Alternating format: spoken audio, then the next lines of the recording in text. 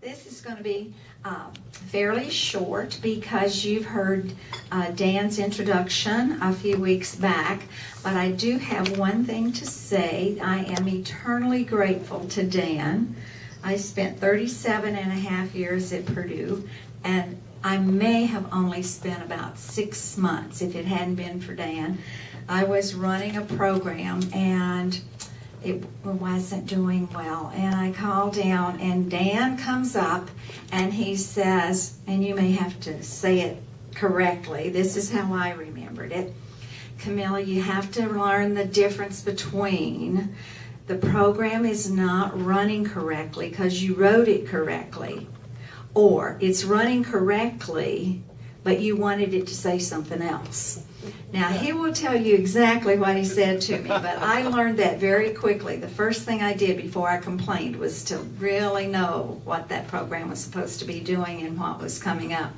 So I owe that to him when I was in analytical studies, and we talked to each other over many, many years about different things, and his wife was always calling me about things in her department, and so by phone, I feel as if I've known this family for a long, long time. He is going to talk about football statistics, so if you have questions, he will be able to answer them, because he's already answered a bunch of mine, which showed that I know absolutely nothing about football. Good. Thanks, Camilla. I won't tell them what I really said. Basically, computers do exactly what you ask them to do.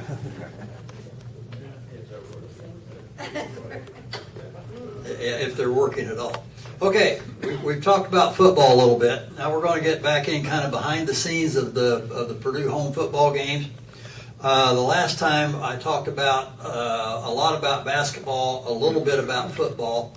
So today we're just going to totally focus on the football piece. And just a quick repeat, for all of the home intercollegiate athletic events that happens at Purdue, this is the crew that handles all of the media relations activity that goes on for every single sport. Whether it's the Olympic sports, basketball, football, soccer, all of them. That's the crew with about 8 other staff and a whole bunch of students. It's really fun working with the students. For football specifically, we have basically a crew of 6, 7, sometimes 8 people. 5 of those actually do football statistics from the Two of them are offensive stats, 2 are defensive stats. 1 is keying the information as we tell them what to key. Another gentleman, John Dunn, does what we call player participation. He has to sit and watch as players coming in and out of the game, because he has to record every time a player gets into the game. So there's a lot of substitutions going on. Sometimes they're legal and sometimes not, but he keeps track of it. Why do we keep all these numbers that you'll see here shortly? Basically, sports writers, fans, Purdue publishes what they call a media guide that has more stats in it than you'd probably want unless you're going to a cocktail party. The big thing is, during the game, we have live feeds over ESPN and CBS, CBS Sports. So as we're calling and keying things into our computer, it's going out across the universe as to, so when we get things wrong, everybody knows it in a hurry. Coaches look at all the numbers in terms of performance and compliance with NCAA. A lot of the numbers we keep are really relative to player participation rules, Big Ten and NCAA, and they do their publication and they keep track of compliance. If you want to see lots and lots of numbers, go to the NCAA website. They have statistics on every sport, in every division, in every event, Lots and lots of numbers. Okay, again for football, as the officials have rule books, we have what we call a statistician's manual that's published by NCAA, and it's quite lengthy and very specific as to what you're supposed to do under certain circumstances. There are a few entries in that book that says, in the judgment of the statistician. So that's the one we take to heart. When something comes up and they say, well, what do you think that was? We have to come up with an answer. If we think, Camilla asked a question earlier about drop passes. It's up to the statistician to say, yes, that was a drop pass, or it really wasn't that easy to catch anyway. Well, But if it comes right to me and it's in my hands and I'm watching the defender and trying to run before I get the ball, that's a drop pass.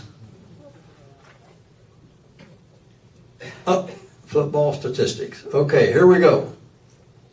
I'll refer to your handouts here shortly. But team statistics, what we accumulate for the team based on all the numbers for each individuals is we keep things like first downs. How many first downs rushing, first downs by passing, first down by penalty.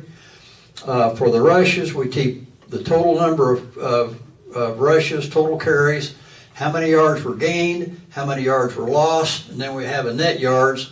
Was there a touchdown scored by that rush? Basically, same thing with passing, total passes, gross yards, the total yards of pass completions, and sometimes there's yards lost on a pass. So we do yards gained and yards lost, and then we come up with the net. And again, we keep track of the interceptions, touchdowns. With the interceptions, we'll do the interception returns, and that's where things get a little bit tricky. We keep track of fumbles, recovered, lost, total offense. Put all the offensive stats together, and we get a total. And you'll see some of that here in a second. Possession time. As we're operating the computer and watching the game clock, each time a team takes over the ball, the clock starts. When they give the ball up, the clock stops. The amount of time in between is the amount of time that team had possession. And that's an important stat for a lot of people. And we've got one statistician who continually reminds us that the only thing that counts in terms of possession time is time in prison. But it's for some reason, possession time is a great statistic for people to look at. What I think is better is what the final score is. So we do possession time, third down, fourth down efficiency. I just happened to see the Journal Courier yesterday. Had a headline, Purdue's third down efficiency, 45.3%. They know that because that's what we told them. Punts. We have punters, sometimes they punt too many times. But at any rate, we need to know the number of times of each if a team has two punters, add them together, you get the total for the team. So that's why we have the team stats. You're going to see a lot of that repeated when I get to individual stats. We've got the total number of punts, the yards, average per punt, touchback if it goes into the end zone, a lot of fair catches. Interesting rules on fair catches, but if it's officially designated a fair catch by the officials on the field, then we record that as a fair catch. The fair catch, you don't get any punt return yards. If you catch it and try to run, then we give the punt returner return yardage. Sometimes that's a minus. They'll catch it and they'll start backtracking and get tackled 5 yards behind where they caught the ball. They'd have been better off if they just did a fair catch and left it there. But they don't always do that. Kickoffs, same thing. Kickoffs have become a lot easier this year because now you can fair catch a kickoff. So if you're anywhere inside the 20-yard line and the receiving team, the individual that's going to catch that kickoff, they can signal fair catch and catch it, and the ball automatically comes out to the 20. You don't have to do that. But it makes it a lot easier. What they're trying to do with that rule is cut down on injuries. Kickoff returns is one of the single largest play types for the cause of injuries. And they said, well, if we allow the fair catch and automatically give them the 20, I'm not sure the Purdue team has read that rule yet. It seems like every kickoff to us, that they're wanting to run it out. Sometimes it works, sometimes it doesn't. Field goals, all the field goal attempts, the yardage on a field goal attempt is you look to where the ball is spotted, is set down by the person, whomever's getting the ball from center, the spotter. Where he puts that ball down, add 10 yards, and that's the yardage on a field goal attempt. And obviously we keep track of how many are made and how many of them aren't. A drive chart. Drive chart says we got the ball here. We went so many yards on this drive before we gave the ball up or scored. We keep track of how many plays and the yardage and the possession time on that drive. Same thing with scoring drives. Okay, in front of you, you've got handouts. Because I don't know how many of you can read all those numbers on the right-hand side of the screen. I can't even see them from up here. So what you have in your handout, that's one of the sheets. But I'm going to go ahead and look at all four of these pages real quick. On the first sheet, you have what we call quickie statistics. At the end of every quarter, in the first quarter, second quarter, third quarter, fourth quarter, and you can see at the top of this sheet it says halftime. These are what we call the halftime quickies. As soon as that clock runs out, we print, here's what we have to date. These are all the numbers. The very top part of that, as you can see on your sheet, those are all team statistics. How many first downs? And this particular sheets came from a year ago game against Wisconsin. This is not current. We have not played with, Minnesota. We've not played Minnesota this year yet. So we can see that the score is 14-6. Minnesota had 7 first downs, Purdue 11. The rushing yards, net, passing, you can go right on down the line and see all the things that we just talked about. Third down convert. We also keep fourth down conversions. The number of time a team either scores or gets a first down off of a fourth down play. And you can see in this one, each team tried a fourth down conversion once, and they both made it. Then the next part are all the individual numbers that we have. Minnesota on one side, Purdue on the other. Again, these are the numbers that we just talked about. At the bottom, you've got the defense. You've got the number of tackles, tackle assists. Whether it's a sack or not, the TFL is a tackle for loss. You can have a tackle for loss and not necessarily be a sack if it wasn't the quarterback under certain circumstances. But this shows the individual things that we keep on each of the players. For example, the first half of that Minnesota game last year, if you look at passing, David Blau was 6 of 10 with 2 interceptions.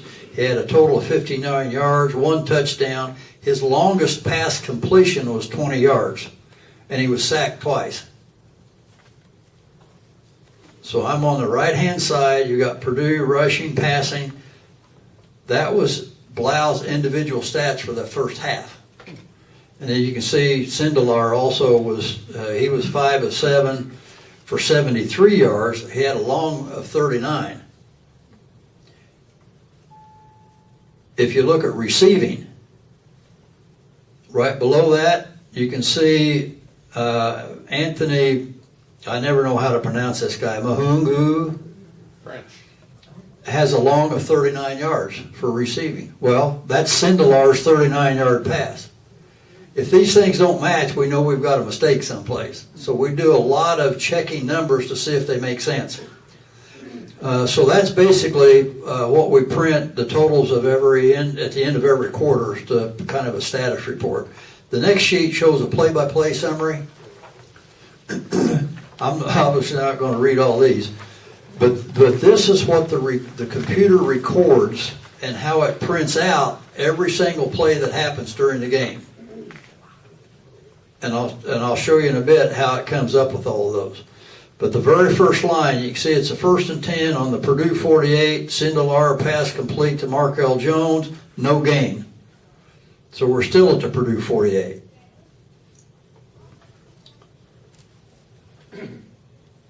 And the little numbers at the right are rushing and passing on those particular plays. And then if there's a score, they'll show the score if we're on a scoring drive. But there's a hope that we'll end up at the end of the game, there may be 6 or 8 of these pages. Every single play that happened gets recorded.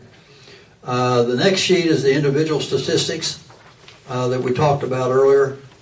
Again, you got rushing, passing, receiving, punting, all the returns, punt returns, kickoff returns, interception returns, field goals, kickoffs. In this particular game, Spencer Evans, he had to kick off 6 times. He had a total of 373 yards, so on his kickoffs, he averaged 62 yards, 4 touchbacks. 4 times it went into the end zone, they brought the ball out to the 25. All-purpose running, receiving, kickoff returns, punt returns, interception returns. The very bottom, you can see Knox. For the total, this happens to be the game. For that game, he had 173 total yards in all the different things he did. On the last page, we see the defense. Obviously, almost all of the numbers are all about offense. But the defense is equally important, and we do keep a number of things on the defense by individual and by team. You have solo tackles, tackle assists. One of the things that's difficult is there's a lot of times you get 5 guys tackling somebody. We can only give 2 of them. So we have to determine who the principal tackler was and whether he was assisted by somebody. If there were 3 other guys there that happened to pile on later, they don't count. By us, anyway. So we've got solo tackles, assist tackles, total. If there's a sack, you can see there's a half a sack. That's because we gave it to 2 different people. One of them, Thomas Barber, had a half, and Carter Coughlin had 1.5. So there was a sack and a sack assist, basically. And the yards for loss. Tackles for loss, tackles behind the line of scrimmage, and a number of other things. We got the interceptions we keep for the defense. Passes broken up.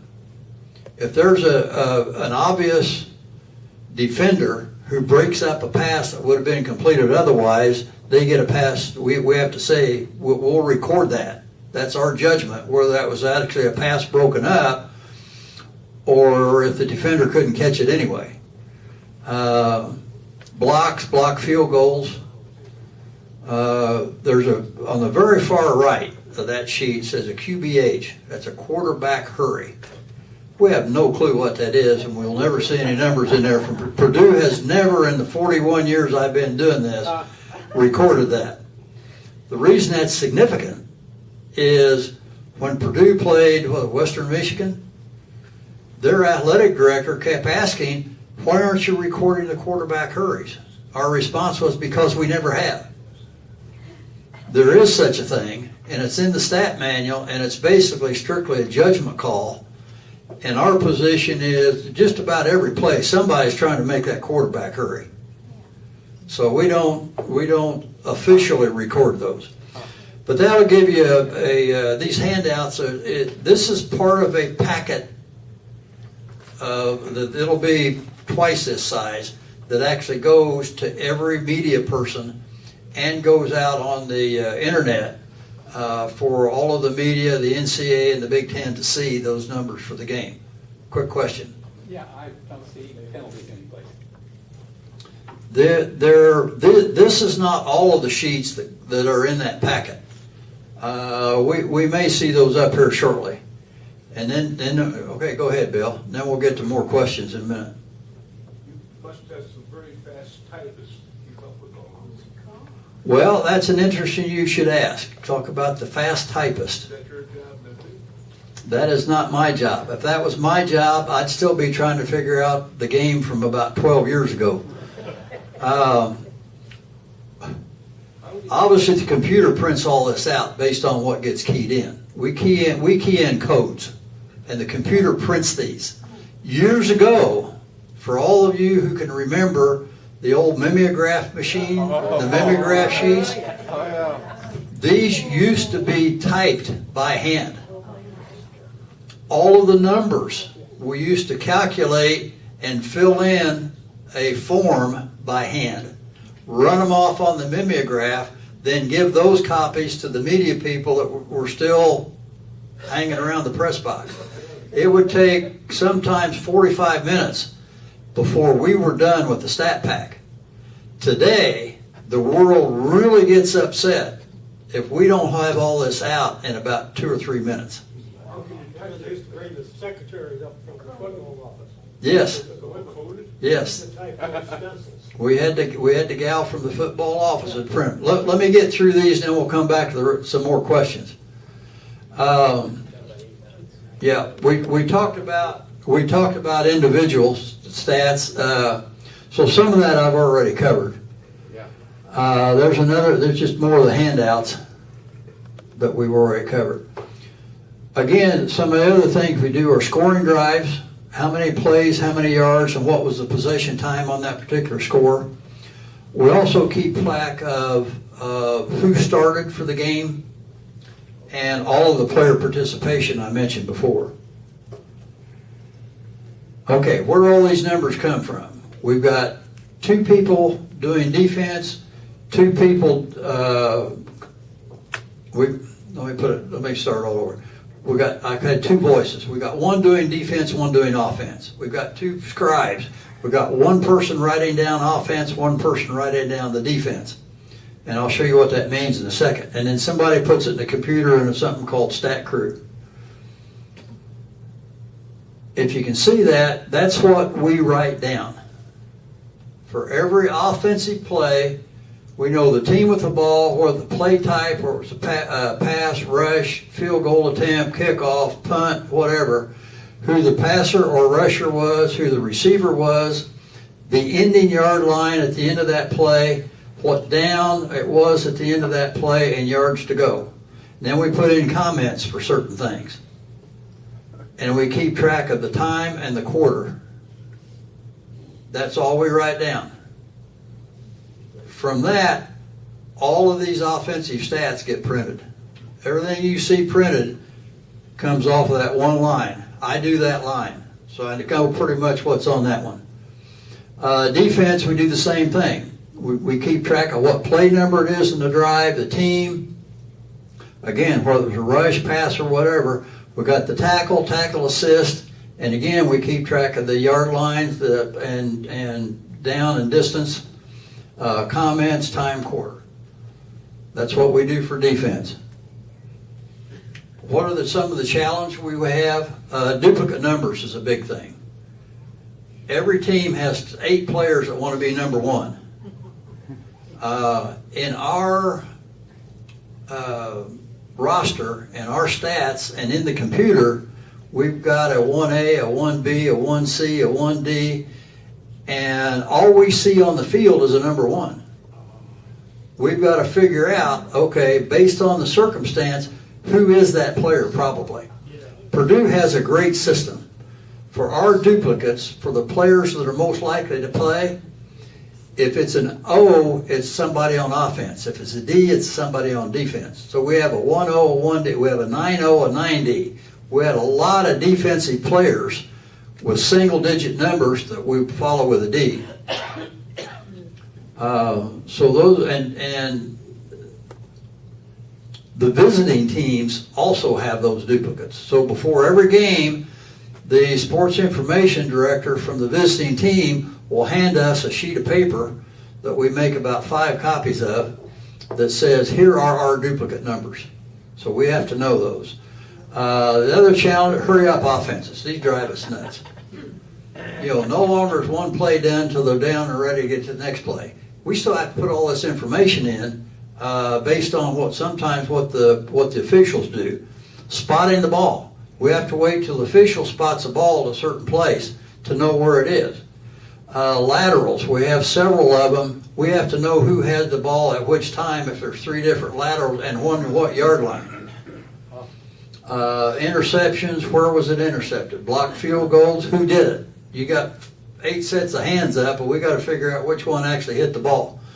Punts when the yard line changes. You got a punt, a player fair catches the ball at the 12.5 yard line. Well, that punt goes to the 12, but the receiving team takes over at the 13.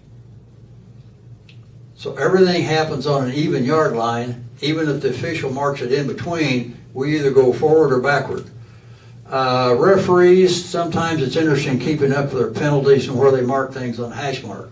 It's not unusual to have a 4-yard offside penalty, depending on where they mark the ball, or a 14-yard holding penalty. Computer glitches, that's the big one. We write all of this stuff down because computers can fail, and they have. We've had to rekey an entire game once in a while based on these 2 offensive defensive sheets we do. Now the fun part. Why do we do this? Well, because we get great seats in the press box even when it's raining and snowing and 5 degrees outside. They do feed us. Our specialty is the hot dogs they have in the press box, all of which are branded with Purdue. So we get official Purdue hot dogs. I get a parking pass and we get paid a little bit. Basketball or football? Questions, however long they'll let me stand here. Gail had a question way back there. You said you have to write it all down. How do you write it all down? By hand? Yeah. We keep those sheets I showed you, we write it all by hand. All right. And then the second thing, what happens if you ever been in a position to say, what happened? I didn't see it. Yes. About every other play.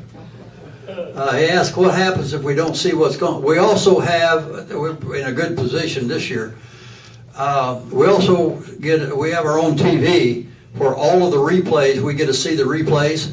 Sometimes that's how we determine what a particular yard line is on like an interception. They'll show the replay. We also sit right next to the Big Ten people who do all of the challenges and all the replays. So we see everything they see on their screen. So a lot of times we know what's going to happen before it's ever announced on the field. Gail? So are you able to, when you're not doing one of these games, are you able to watch football and enjoy it? No. It's really more interesting with basketball. I have a hard time watching a basketball game without calling what's going on every play because I call all the basketball. When you have the final copy, to whom is that available? Okay, the final copy basically goes to what we call the media. All of the sports writers, the television, the TV booth. It's available to anybody who goes to the press conference after the game. Of course, the gist of the numbers shows up in the box score in the newspaper. One more quickie. Jairus? Are you able to follow the game yourself? It looks like you're busy every little millisecond. Yeah, it's busy. It's a very interesting way to watch a ball game. And you get to watch the play, and this is what I don't like about the hurry-up offenses. You get to watch the play, and then you start to write something down, all of a sudden the next play's going. So you got to get it down quick so you can see what the next play is. I have a question here. Yeah. Does this information ever go to the coaches? Yes, yes, all of it goes to the coaches. And then they add some comment. There's also what you don't see. You see a lot of quotes. There'll be interviews with people after the game, and all those quotes also get attached to the packet. What does the media do with it? The media uses it to talk through things during the game. All the media also have a monitor at their stations, and all of these numbers show up on the monitor real time. So they're able to see a lot of things on that. All right, just Nina maybe? One more. Are you listening to the commentator on the headphones in case you know, to? That's an interesting question. They ask if are we listening to the commentators. Couple different things happen real quick. There are times when we will get a message. We have the official stats that show up, like on ESPN. We have individuals sitting behind us who are also sharing information with the TV truck. And there'll be somebody in the truck to say, no, that should have been so-and-so. And he'll say, well, they think that should have been that. And they said, no, this is why it's this. And we go on. So we get questioned quite a bit from media people. Don't record this, but sometimes they don't really know what they're talking about from a statistics standpoint. Some of it's just judgment. Hard for anybody to question, that's it. Thanks, Glenn. I've always wondered why sometimes if you're real close to the goal post, why you just don't sneak the punter in and just let him punt on third down or something. Is there a law against trick plays and things like that? Absolutely not. That's why they pay coaches millions of dollars to make those To come in. decisions. Well, I'm going to send I don't him in like my that. play. So, anyway, Dan, this was fun. I enjoyed it. Of course, I was a math major, and so I like statistics. But anyway, so that you have a set, thank you so much for your presentation.